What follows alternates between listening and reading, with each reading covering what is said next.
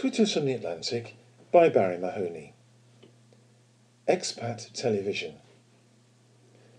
A recent announcement by the Chinese government to axe more than 2/3 of prime-time light entertainment shows and replace them with news broadcasts came as a shock to many and was met with concern about further cuts on the freedom of the Chinese people.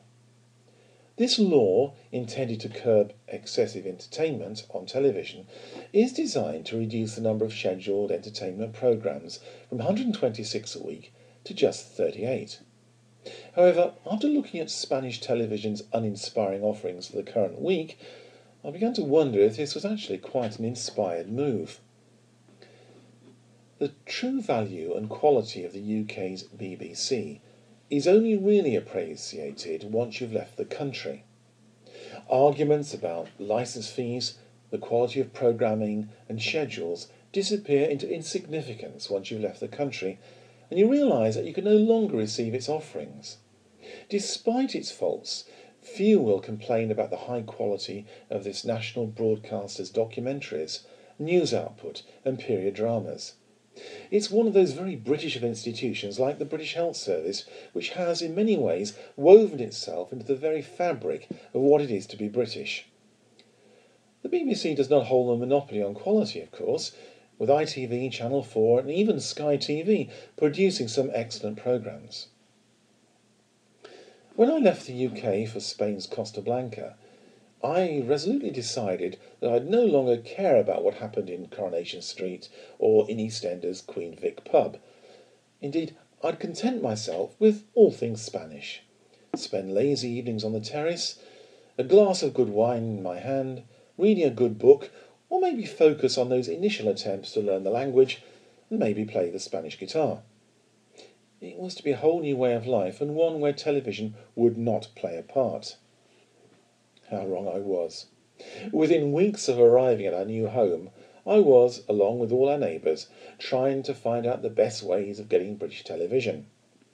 We were surrounded by a motley collection of satellite dishes and a kind of baking tray contraption strapped to many rooftops, which is designed to receive micromesh retransmissions of UK television programmes.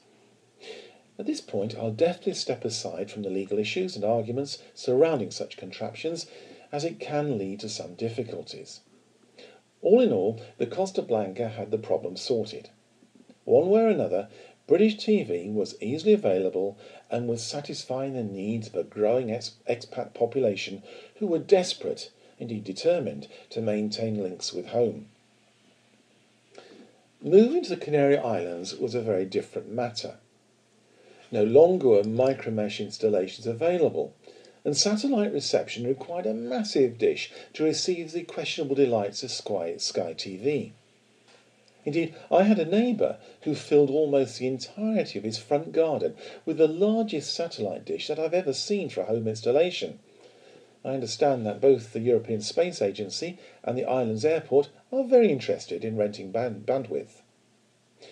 With the advent of internet television and the BBC's iPlayer, it is clear that British television is a must for most expats, and despite the best efforts of UK authorities to prevent receiving transmissions overseas, given a little time and effort, there are always ways around the problem.